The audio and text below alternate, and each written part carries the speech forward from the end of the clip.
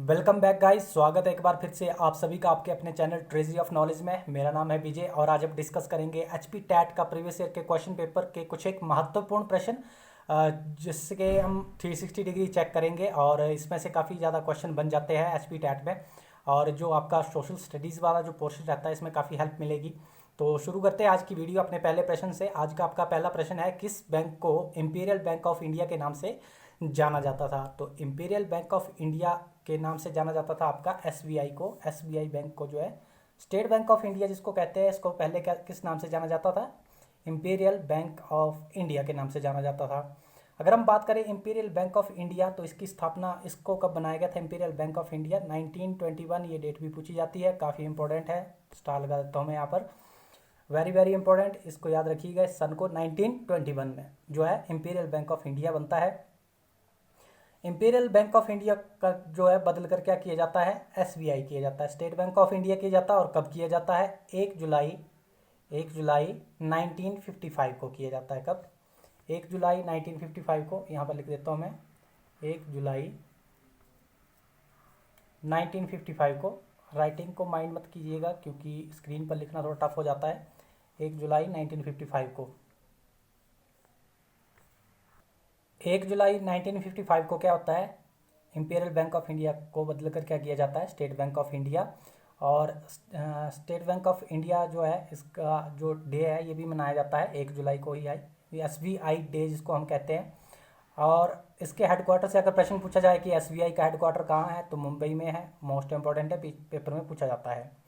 अगर हम बात करें आरबीआई की, आरबीआई से काफ़ी कुछ प्रश्न बन जाते हैं। सबसे पहले आरबीआई की स्थापना कब हुई थी? 1 अप्रैल 1935 में हुई है। अभी मैं आरबीआई की बात कर रहा हूँ, एक बार इसको मैं क्लियर कर देता हूँ स्क्रीन को। आरबीआई की स्थापना कब हुई है? 1 अप्रैल 1935 को हुई है। और अगर पूछा जाए कि आरबीआई का जो है राष्ट्रीयकरण कब हुआ है, तो आरबीआई का जो राष्ट्रीयकरण हुआ है ये हुआ है आपका 1949 में। मैं यहाँ पर लिख देता हूँ, सबसे पहले स्थापना 1 अप्रैल 1935 को स्थापना हुई है आरबीआई की। और राष्ट्रीयकरण कब हुआ है, नेशनलाइज कब किया गया है? 1949 में। दोनों जो सन है काफ़ी इंपॉर्टेंट है, पेपर में पूछे जाते हैं, वेरी वेरी इंपॉर्टेंट मैं इसको कहूँगा। और अगर पेपर में प्रश्न आए कि आरबीआई के प्रथम गवर्नर कौन थे, तो सर ऑसबॉर्न स्मिथ जो थे वो आरबीआई के पहले गवर्नर थे। और वर्तमान में कौन है? वर्तमान में आरबीआई के गवर्नर है आपके शक्तिकांत दास। ये काफ़ी इंपॉर्टेंट है, नोट कर लीजिएगा इस नाम को। शक्तिकांत दास जो है वर्तमान में आरबीआई के गवर्नर है। और ये जो आरबीआई बैंक बनाया गया था, इसके हिल्टन यंग कमीशन आया था, इसकी रिकमेंडेशन पर जो है RBI reserve bank of India जिसकी फुल फॉर्म है इसको बनाया गया था। अगर आप पूछेंगे कि आरबीआई का हेडक्वार्टर कहाँ है, तो आरबीआई का भी हेडक्वार्टर जो है मुंबई में ही है। एसबीआई का हेडक्वार्टर भी मुंबई में है और आरबीआई का भी हेडक्वार्टर मुंबई में ही है। अगर हम बात करें पीएनबी की, पंजाब नेशनल बैंक की, और इसकी स्थापना होती है 1894 में। 1894 में जो है पंजाब नेशनल बैंक बनाया जाता है। और इसके जो संस्थापक है वो है लाला लाजपत राय। तो यहाँ पर आप लोगों को काफ़ी कुछ जानकारी मिल गई होगी, उम्मीद है। मूव करते हैं अपने नेक्स्ट क्वेश्चन की ओर। अगला प्रश्न है हमारा, किसने ज्वालामुखी मंदिर में उपलब्ध पुस्तकों का अनुवाद फारसी में किया? तो ज्वालामुखी की जो पुस्तकें जो संस्कृत में थी उसका अनुवाद जो है फारसी में किया है इजुद्दीन खालिद खानी ने। ऑप्शन सी इसका सही आंसर होगा। अच्छा, इसकी क्या स्टोरी है ये भी मैं आप लोगों से डिस्कस कर लेता हूँ। फिरोज शाह तुगलक जो होता है वो 1365 में ज्वालामुखी मंदिर पर जो है उसको डिस्ट्रॉय करता है और 1300 पुस्तकें जो वहाँ से लेकर जाता है। 1300 पुस्तकें, 1365 की बात हो रही है, और 1300 पुस्तकें जो है वो फिरोज शाह तुगलक की बात कर रहा हूँ मैं। एफएसटी लिख देता हूँ इसको शॉर्ट फॉर्म में, एफएसटी, फिरोज शाह तुगलक जो है 1300 पुस्तकें जो है ज्वालामुखी मंदिर से ले जाता है और जिसे जो है फारसी में अनुवाद करवाता है। किससे? इजुद्दीन खालिद खानी से। और किस नाम से जो है इसको अनुवाद करवाता है? इसको करवाता है आपका दलील फिरोज शाही के नाम से। किससे? दलील फिरोज शाही के नाम से इसको अनुवाद करवाता है। यहाँ से प्रश्न बनता है, अगर हम बात करें ऑप्शन ए की, अबुल फजल है ये। अबुल फजल जो है इसने जो है आईन अकबरी लिखी है। पेपर में प्रश्न बनता है ऑप्शन ए में, आप लोग देख पा रहे होंगे। अगर हम बात करें अमीर खुसरो की, तो अमीर खुसरो को क्या कहा जाता है? तूतीय हिंद कहा जाता है, भारत का तोता कहा जाता है। वेरी वेरी इंपॉर्टेंट, इसको नोट कर लीजिएगा, मोस्ट इंपॉर्टेंट प्रश्न है। एचपी टैट में फ्रिक्वेंटली ये प्रश्न पूछा जाता है कि तूतीय हिंद के नाम से किसे जाना जाता है, तो अमीर खुसरो को जाना जाता है, भारत का तोता जिसको कहते हैं। अच्छा, अमीर खुसरो से और कुछ प्रश्न जान लेते हैं हम, जैसे कि अमीर खुसरो जो थे वो तबला और सितार जो है इन्होंने बनाया हुआ है, आविष्कार किया है। किसका? तबला और सितार का। पेपर में पूछा जाता है कि सितार का आविष्कार किसने किया है, तो अमीर खुसरो ने किया है। अमीर खुसरो ने जो है 7 सुल्तानों का जो है शासन देखा था। इनका टाइम पीरियड ये ऐसा रहा है 1253 से 1253 से लेकर आपका 1325 तक जो है इनका जो है समय काल रहा है। और इस समय में इन्होंने आपका अलाउद्दीन खिलजी, बलबन, तुगलक ऐसे जो शासक थे सुल्तान, इनका जो है शासनकाल देखा हुआ है। और काफ़ी इंपॉर्टेंट प्रश्न है। अगर हम बात करें अकबर की, तो अकबर जो है का बर्थ होता है 1542 में, 1542 में, और इनकी अकबर की मृत्यु होती है 1605 में। और अकबर की मृत्यु के बाद जो है जहांगीर जो है उसका बेटा जो है गद्दी पर बैठता है। काफ़ी कुछ यहाँ पर प्रश्न बनते हैं, मैंने डिस्कस कर लिया है। मूव करते हैं अपने नेक्स्ट क्वेश्चन की ओर। उम्मीद है आप लोगों को काफ़ी कुछ जानकारी यहाँ पर प्राप्त हुई होगी। महाद्वीप विस्थापन का सिद्धांत किसने दिया? तो महाद्वीप विस्थापन का जो सिद्धांत दिया था एल्फ्रेड वेगनर ने दिया था। ये ऑप्शन बी इसका सही आंसर होगा। महाद्वीप विस्थापन का मतलब है कि जैसे अर्थ पर पहले एक ही महाद्वीप हुआ करता था। महाद्वीप का मतलब है कि अर्थ पर पहले एक ही लैंड मास हुआ करता था। सारा जो भी जितने भी कॉन्टिनेंट है महाद्वीप एक ही जगह जुड़े हुए थे, जिसको कहा जाता था पैंजिया। ये नाम इंपॉर्टेंट है, इसको आप नोट रखेंगे। पैंजिया ये पूछा जाता है पेपर में। पैंजिया जिसको कहा करते थे, एक ही लैंड मास था पूरी अर्थ पर। एक जो जितनी भी भूमि है, समुद्र से ऊपर जितनी भी भूमि है जहाँ पर जीव जंतु इंसान रहते हैं, पहले एक ही लैंड मास हुआ करता था जिसको पैंजिया कहा करते थे। उसके बाद जो ये विस्थापित हुए मतलब ड्रिफ्ट हुए, तो अलग अलग जो है महाद्वीप बन गए। कौन कौन से कितने महाद्वीप है वर्तमान में? 7 महाद्वीप है। कौन कौन से है? नॉर्थ अमेरिका, साउथ अमेरिका 2 हो गए, अफ्रीका 3 हो गया, यूरोप 4 हो गया, एशिया 5 हो गया, ऑस्ट्रेलिया 6 हो गया और अंटार्कटिका 7 हो गया। अगर प्रश्न आए कि सबसे छोटा महाद्वीप कौन सा है, तो कौन सा है? ऑस्ट्रेलिया है। और अगर हम बात करें आर्थर हॉम्स की, तो 1930 के दशक में इन्होंने संवहन धारा का जो है सिद्धांत दिया था। जो अर्थ के नीचे जो मैग्मा है ये जो है रोटेट करता रहता है, इसका सिद्धांत किसने दिया था? आर्थर हॉम्स ने दिया था। उम्मीद है आप लोग यहाँ पर काफ़ी कुछ समझ गए होंगे। मूव करते हैं अपने नेक्स्ट क्वेश्चन की ओर।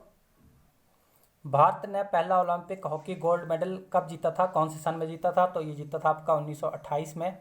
और 1928 से लेकर 1960 तक कंटिन्यू जो भारत ने गोल्ड मेडल जीता था हॉकी के में, ओलंपिक्स में। हालांकि 1960 में जो सन है पार्टिकुलर 1960, इसमें कांस्य पदक मिला हुआ है।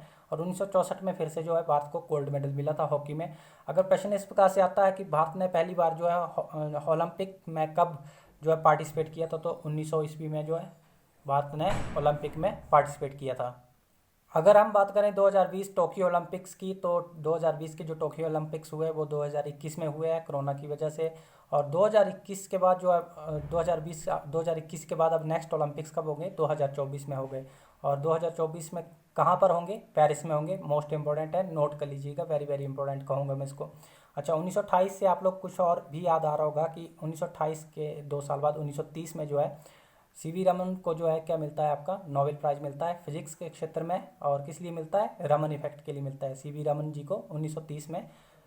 डेट काफ़ी सिमिलर है, मतलब रिलेटिवली काफ़ी नज़दीक है, तो याद रखना आसान होता है, इसलिए मैं डिस्कस कर रहा हूँ। सीवी रमन को नोबेल प्राइज़ फिजिक्स के क्षेत्र में 1930 में, इसको भी याद रखिएगा। और भारत ने पहली बार जो है ओलंपिक में जो है पार्टिसिपेट किया था वो 1900 में किया था। और अगर हम बात करें भारत ने जो है ओलंपिक में पहला गोल्ड मेडल कब जीता था, तो ये जीता था 1928 में। और 1960 तक कंटिन्यू जो है भारत स्वर्ण पदक जीतता रहा है। 1964 में भी 1960 में जो है ब्रॉन्ज मेडल मिला था, लेकिन 1964 में फिर से जो है भारत ने स्वर्ण पदक हासिल किया था। तो उम्मीद है यहाँ पर आप लोग काफ़ी कुछ समझ गए होंगे। मूव करते हैं अपने नेक्स्ट क्वेश्चन की ओर। Earth hour is organized by whom? Earth hour किसके द्वारा आयोजित किया जाता है? तो अर्थ आर जो है आपका आयोजित किया जाता है वर्ल्ड वाइड फंड द्वारा। ऑप्शन सी जो है इसका सही आंसर होगा। वर्ल्ड वाइड फंड द्वारा जो है अर्थ आर आयोजित किया जाता है। अच्छा, अर्थ आर है क्या? अर्थ आर है कि ये 2007 से शुरू किया गया था। अर्थ आर का मतलब होता है कि 8:30 बजे से लेकर जो है 9:30 बजे तक सभी देशों में, लगभग काफ़ी सारे देश है इसमें, 8:30 से लेकर 9:30 बजे तक जो है वो बिजली जो है बंद की जाती है। हर घरों में, हर जगह भी जहाँ भी बिजली जली होती है इसको 8:30 से लेकर 9:30 बजे तक बंद कर दिया जाता है। इसी को जो है वो अर्थ आवर कहा जाता है। और ये क्यों बनाया जाता है? ये इसलिए बनाया जाता है कि इम्पोर्टेंस ऑफ इलेक्ट्रिसिटी पता चले, कि जो बिजली की जो इम्पोर्टेंस है, भूमिका है, उसके बारे में पता चले। और एनवायरनमेंट के बारे, एनवायरनमेंट वातावरण की क्या भूमिका हमारे जीवन में, इसकी अवेयरनेस के लिए जो वो क्या बनाया जाता है, आपका अर्थ आवर बनाया जाता है। उम्मीद आप लोग समझ गए होंगे कि अर्थ आवर जो है वो कौन ऑर्गेनाइज करता है, वर्ल्ड वाइड फंड द्वारा जो है इसको आयोजित किया जाता है, और क्यों आयोजित किया जाता है ये भी मैंने आप लोगों को बता दिया है। उम्मीद आप लोग समझ गए होंगे। अगर हम बात करें यूनेस्को की, सबसे पहले यूनेस्को की फुल फॉर्म की अगर हम बात करें तो United Nation Educational Scientific and Cultural Organization होती है। इसकी फुल फॉर्म काफ़ी इंपॉर्टेंट है, पेपर में पूछी जाती है। और अगर हम यूनेस्को के हेडक्वार्टर की बात करें तो ये है आपका पेरिस, फ्रांस में है यूनेस्को का हेडक्वार्टर। मोस्ट इंपॉर्टेंट है, पेपर में पूछा जाता है। अगर हम बात करें यूनाइटेड नेशन एनवायरनमेंट प्रोग्राम की, यूएनईपी की अगर हम बात करें, ये मैंने पहले भी डिस्कस किया हुआ है पिछली वीडियो में। तो यूएनपी क्या करता है, 5 जून को जो है एनवायरनमेंट डे जो है, इसी इन्होंने ये जो ऑर्गेनाइजेशन है इन्होंने शुरू किया हुआ है। 5 जून को क्या मनाया जाता है, आपका एनवायरनमेंट डे। मोस्ट इंपॉर्टेंट है, वर्ल्ड एनवायरनमेंट डे कब मनाया जाता है, 5 जून को मनाया जाता है। और अगर हम बात करें कि जो यूएनईपी है, United Nation Environment Programme, option D में आप लोग देख पा रहे होंगे। तो इसका हेडक्वार्टर कहाँ है, नैरोबी में है, केनिया, केनिया की कैपिटल नैरोबी में। तो यहाँ पर आप लोगों को मैंने काफ़ी कुछ बता दिया है, उम्मीद आप लोगों ने नोट कर लिया होगा। मूव करते हैं अपने नेक्स्ट क्वेश्चन की ओर। बुद्ध के उपदेशों की भाषा क्या थी? तो बुद्ध के जो उपदेश थे वो किस भाषा में दिए गए थे, पाली भाषा में दिए गए थे। ऑप्शन सी इसका सही आंसर होगा। अगर पूछा जाए कि महावीर के जो कौन सी भाषा थी, महावीर जैन के टाइम में जो ग्रंथ थे उनके में कौन सी भाषा प्रयोग की गई है, प्राकृत भाषा प्रयोग की गई है। वेरी इंपॉर्टेंट, इन दोनों क्वेश्चंस में से जो है पेपर में प्रश्न बनता है प्राकृत भाषा। यहाँ पर लिख देता हूँ मैं प्राकृत भाषा, माफी चाहूँगा। ये है आपका जैन धर्म में। और अगर बात करें कि बौद्ध धर्म का जो ग्रंथ है वो कौन सा है, त्रिपिटक। और बात की जाए अगर जैन धर्म की तो आगम। ये दोनों ही जो ग्रंथ है पेपर में पूछे जाते हैं, मोस्ट इंपॉर्टेंट है। और इनकी जो भाषा है किस भाषा में है ये भी पेपर में पूछी जाती है, मैंने बता दी है आप लोगों को। अगर बात करें बुद्ध की तो महात्मा बुद्ध को जो है वो किस नाम से, लाइट ऑफ एशिया के नाम से जाना जाता है। लाइट ऑफ एशिया किसे कहा जाता है, महात्मा बुद्ध को कहा जाता है। Very important. और महात्मा बुद्ध का जन्म कहाँ हुआ था, कपिलवस्तु लुम्बिनी नेपाल में हुआ था। और महात्मा बुद्ध ने अपना पहला उपदेश कहाँ दिया था, सारनाथ में दिया था। यहाँ से बहुत सारे प्रश्न बनते हैं, लेकिन इसकी एक अलग सेपरेट वीडियो बन सकती है। लेकिन अभी जितना भी मैं बता सकता हूँ उतनी कोशिश कर रहा हूँ। बाकी अगर बात की जाए महावीर जैन का, तो महावीर जैन का जो बचपन का नाम था वो था वर्धमान। और महात्मा बुद्ध का के बचपन का नाम क्या था, राहुल। माफ़ी चाहूँगा, यहाँ पर महात्मा बुद्ध के बचपन का नाम सिद्धार्थ था, उनके बेटे का नाम जो था वो राहुल था। तो कंफ्यूज नहीं करेंगे यहाँ पर, मैंने एक बार फिर से क्लियर कर दिया, एक बार फिर से बता देता हूँ। महात्मा बुद्ध का जो बचपन का नाम था सिद्धार्थ, और उनके जो बेटे का नाम था राहुल था। ये पेपर में पूछा जाता है। और महावीर जैन का जो बचपन का नाम था वर्धमान था। और जो महावीर जैन है वो जैन धर्म के 24वें तीर्थंकर थे। तो उम्मीद है आप लोगों ने नोट कर लिया होगा, काफ़ी कुछ यहाँ पर प्रश्न बनते हैं। मूव करते हैं अपने नेक्स्ट क्वेश्चन की ओर।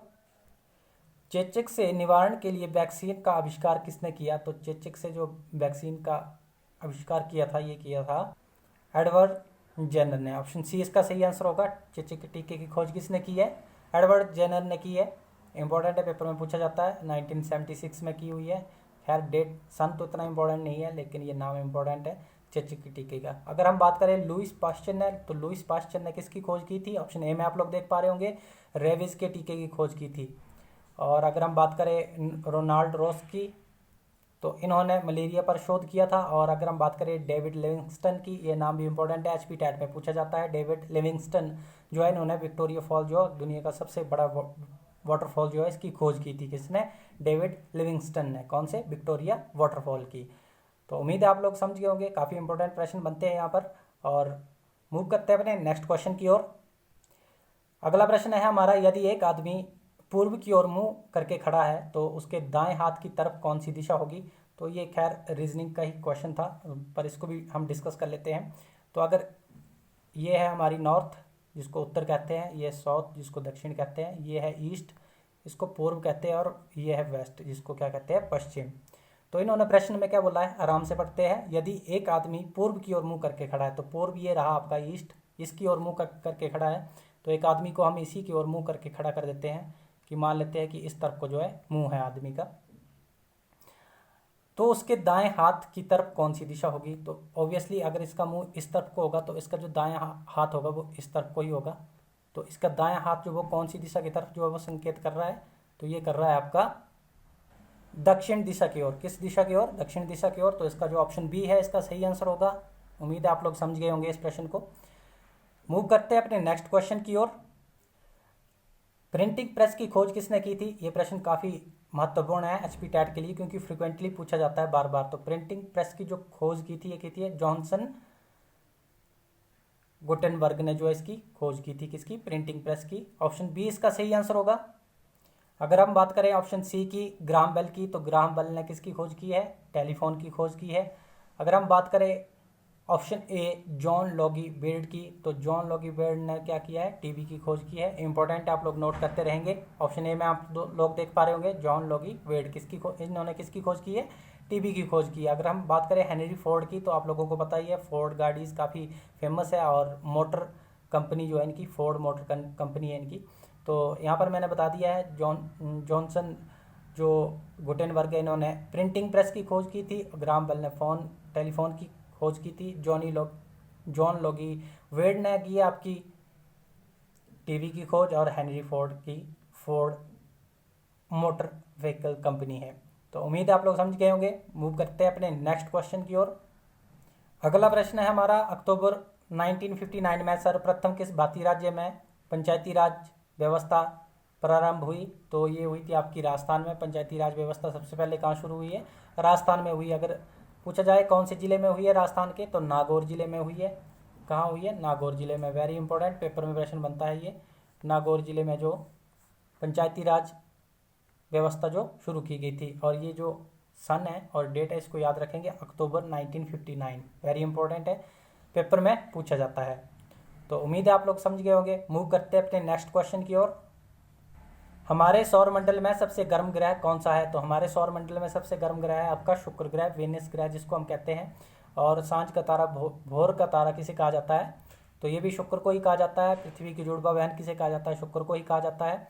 और पेपर में प्रश्न आया कि इनमें से किस ग्रह के जो है चांद नहीं है? तो ऑप्शन में आएंगे आपको पृथ्वी, मंगल, बृहस्पति, शुक्र। तो शुक्र का जो है चांद नहीं है, अपना कोई भी नेचुरल सैटेलाइट नहीं है, और ना ही बुध ग्रह का अपना कोई नेचुरल सैटेलाइट है। अगर बात की जाए बृहस्पति ग्रह की, तो बृहस्पति ग्रह जो है वो सौर मंडल का सबसे भारी ग्रह है, ये मैंने आप लोगों को बताया है। और पेपर में एक और प्रश्न बनता है कि एस्ट्रॉयड बेल्ट किन दो ग्रहों के बीच में है, किन दो प्लैनेट्स के बीच में है एस्ट्रॉयड बेल्ट? इसको नोट कर लीजिएगा। एस्ट्रॉयड बेल्ट जो है वो आपकी मंगल ग्रह और बृहस्पति के बीच में है। बृहस्पति और मंगल ग्रह का जो ऑर्बिट है इनके बीच में जो है वो क्या पड़ती है? एस्ट्रॉयड बेल्ट पाई जाती है। आप लोग इसको नोट रखेंगे, वेरी इंपॉर्टेंट। अगर एक और बेल्ट है जिसको क्यूपर बेल्ट कहा जाता है, क्यूपर बेल्ट जो है वो नेपच्यून के ऑर्बिट के बियॉन्ड है, मतलब नेपच्यून ग्रह, वरुण ग्रह की जो परिक्रमा है उसके बाहर जो है क्या पाई जाती है? आपकी क्यूपर बेल्ट पाई जाती है। दो बेल्ट इंपॉर्टेंट है, पेपर में पूछी जाती है। उम्मीद है आप लोग यहाँ पर काफ़ी कुछ समझ गए होंगे। काफ़ी इंपॉर्टेंट प्रश्न है और काफ़ी कुछ मैंने डिस्कस भी कर दिया है। तो ये आज का हमारा आखिरी प्रश्न था। अगर आप लोगों को वीडियो अच्छी लगी है तो लाइक और शेयर जरूर कर दीजिएगा। साथ ही अगर चैनल को सब्सक्राइब नहीं किया है तो चैनल को सब्सक्राइब भी कर दीजिएगा। Thank you so much.